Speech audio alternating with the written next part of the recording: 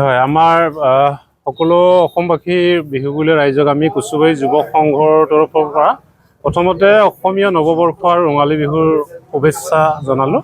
বৰ্তমান সময়টো একেবাৰে আমাৰ ভাৰতত একেবাৰে বেয়া চিটুৱেশ্যনটো চলি আছে। তৎসত্ত্বেও আমাৰ অসমৰ বাপুতি সাহোন ৰঙালী বিহুটোক আমি অসমীয়া নাপাতি কেনেকৈ থাকোঁ এই কথাটোৱে আমাক মনে ধৰে। প্ৰথমতে আমি কুচুবাৰী যুৱ সংঘই এইবুলি তাৰমানে 50 বছৰ উপলক্ষে আমাৰ হিয়াৰামুঠু বাপুতি সাহোন ৰঙালী বিহুটি আমাৰ সোণালী জয়ন্তী বৰ্ষ হিচাপে আমি এইবেলি উদযাপন কৰিবলৈ আমি পাইছোঁ। এইটো আমাৰ সৌভাগ্য। কিন্তু আমাৰ অসমৰ মাননীয় মুখ্যমন্ত্ৰী ডাঙৰীয়াই প্ৰট'কল বুজি অহাকালিৰ পৰাই অসমৰ বিভিন্ন প্ৰান্তৰ যিসমূহ বিহু আছে অহাকালিৰ পৰা বন্ধ ৰাখিব।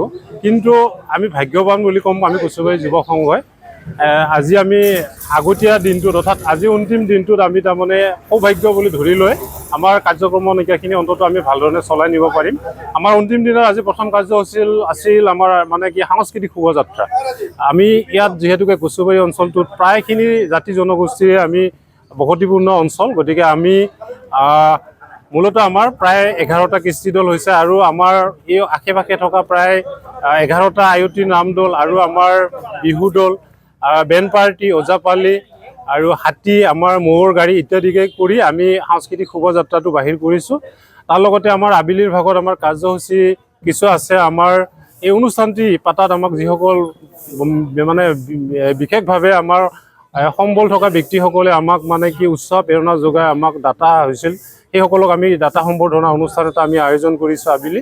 আকৌ নিশা আমি 8:30 বজাৰ পৰা আমাৰ অসমৰ জনপ্ৰিয় কণ্ঠশিল্পী ৰূপংকিতা কলিতা আৰু অলংকিতা কলিতাৰ আমাৰ গীতৰ শৰাই আছে। গতিকে তাৰপিছত নিশা প্ৰায় আমি 1 মান বজাত আমাৰ আজিৰ সাংস্কৃতিক অনুষ্ঠানটো আমি সামৰিম আৰু লগে লগে আমাৰ সোণালী জয়ন্তী বৰ্ষৰ বিহুৰ সামৰণি কৰিম। আমাৰ আজি ইমান ভাল লাগিছে। আমাৰ গাঁৱৰ গোটেই বুঢ়া বুঢ়ীৰ পৰা ডেকাৰ পৰা আদি কৰি চব উঠি আহিছে।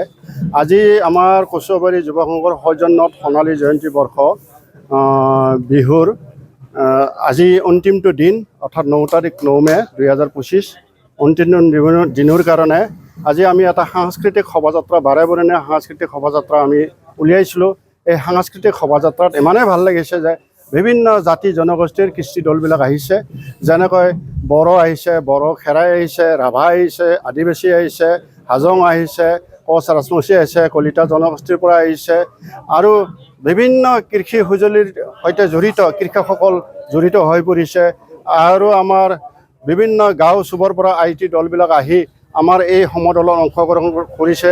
তাৰ আগতে আমাৰ হাতী আৰু ম'হৰ গাড়ীৰে শোভাযাত্ৰাটো উলিওৱা হৈছে আৰু লগতে তাৰ আগতে আমাৰ শুভ উদ্বোধন কৰিছে আমাৰ সন্মানীয় তামোলপুৰ বিধায়ক মাননীয় জলেন দৈমাৰীদেৱ আৰু লগতে আমাৰ তামোলপুৰ জিলাৰ আয়ুক্ত মহোদয় পংকজ চক্ৰৱৰ্তীদেৱে শুভ উদ্বোধন কৰিছে।